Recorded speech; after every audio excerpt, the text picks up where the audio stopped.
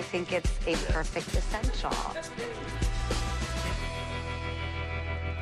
Okay, so tell me what you're going to tell me about Elizabeth Taylor. About Elizabeth Taylor, and I still feel this way after having just seen it again. You know, it was George Stevens originally kind of wanted Grace Kelly for this part. Yes. And Grace Kelly very much wanted to do it. I do think, as good as Elizabeth Taylor is in the movie, and I think Elizabeth Taylor was a wonderful actress, in addition to the beauty, but I think it would have been better with Grace Kelly, because I tell you why. There's something very sturdy about Elizabeth Taylor, even as young as she was in this. There's something about her, a kind of a tomboy quality that she can adapt to, or you have the feeling she could adapt to, you know, any lifestyle. And Grace Kelly was so kind of pristine, so Boston, so Philadelphia, actually, main line in Philadelphia, that I think that to have Grace Kelly with her fragileness in that situation with Mercedes McCambridge, this tough sister, Rock Hudson, and this kind of situation, to make it perfect, in my opinion, Grace Kelly might have been more effective in it. Interesting. That was just a thing that I had. I think one of the things that really affected me about this movie, too, was, to me, I would want to use this film as one of the highest examples of scope.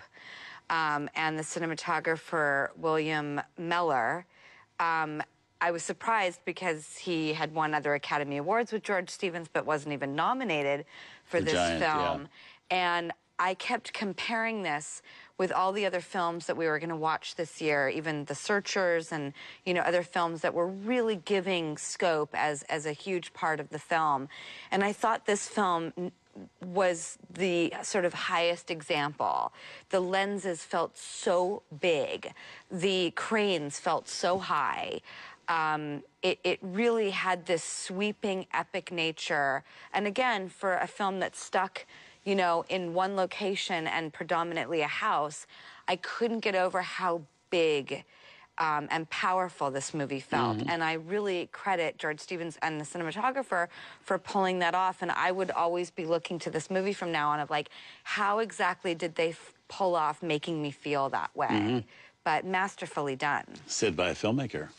Well, I'm studying what they did, because it's just beyond impressive. Yeah, absolutely. Well, we're going to move on. Okay. Okay. I hope you'll join us next week for another edition of The Essentials. Here's a preview. Lifeboat, 1944. It's amazing how fluid this film is, despite its setting. This is another film that has perfect pacing. John Hodiak gives a performance that's on a par, actually, with Brando in Streetcar. You wonder how Hitchcock is going to make his cameo in this film, but he does brilliantly.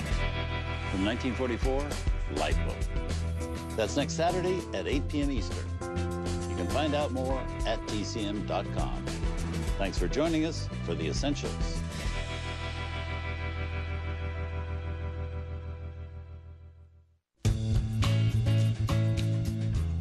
Tonight on Turner Classic Movies, it's Rancher versus Redhead for John Wayne and Maureen O'Hara in McClintock. Then a mad surgeon tries to save face in The Awful Dr. Orloff. And Boris Karloff is introduced to Elsa Lanchester, the bride of Frankenstein.